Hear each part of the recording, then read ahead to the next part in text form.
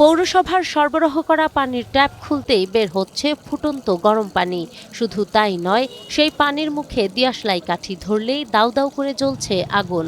অবিশ্বাস্য মনে হলেও চাঁপাইনবাবগঞ্জ পৌরসভার বাসিন্দাদের এখন এমনই এক অদ্ভুত পরিস্থিতির মধ্য দিয়ে যেতে হচ্ছে। নিরাপদ পানির সন্ধানে কোটি টাকার প্রকল্প নেওয়া হলেও পৌরবাসী এখন ট্যাপের মাধ্যমে পাচ্ছেন গ্যাস এবং অতিরিক্ত লবণাক্ত গরম পানি, যা ব্যবহারের কারণে ঘরে ঘরে ছড়িয়ে পড়ছে নানা রোগবালাই।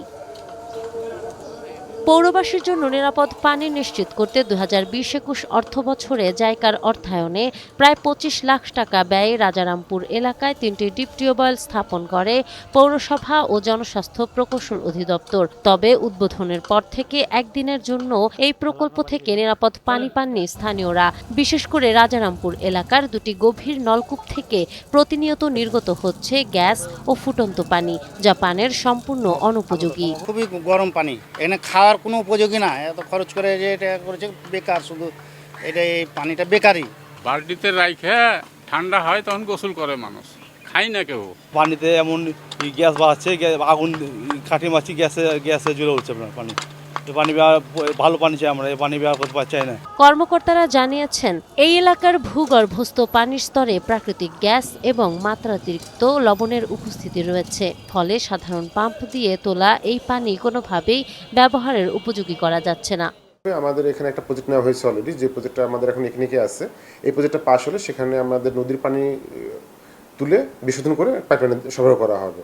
এটা আমাদের, এবং পরবর্তী আমাদের এই চাঁপাইনবাবগঞ্জ জেলাতে যতগুলো কাজ হবে মোটামুটি সবগুলো সার্ভিস ওয়াটার বেস কাজ হবে, এইভাবে আমরা প্ল্যান করছি।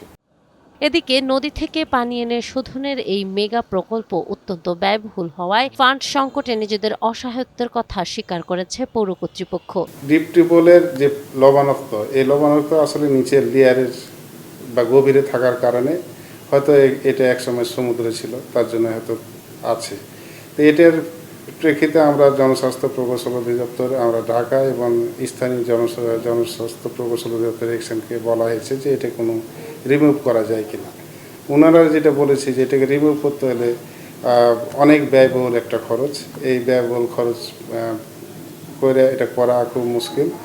নিরাপদ পানির ট্যাক্স দিয়েও বছরের পর বছর ধরে বিষাক্ত পানি ব্যবহার করতে বাধ্য হচ্ছেন চাঁপাইনবাবগঞ্জের বাসিন্দারা। সাধারণ মানুষের এই চরম স্বাস্থ্য ঝুঁকি এড়াতে প্রশাসন দ্রুত কার্যকর পদক্ষেপ নেবে, এমনটাই প্রত্যাশা ভুক্তভোগী পৌরবাসীর। নাহার বৃষ্টি, টাইমস টুডে।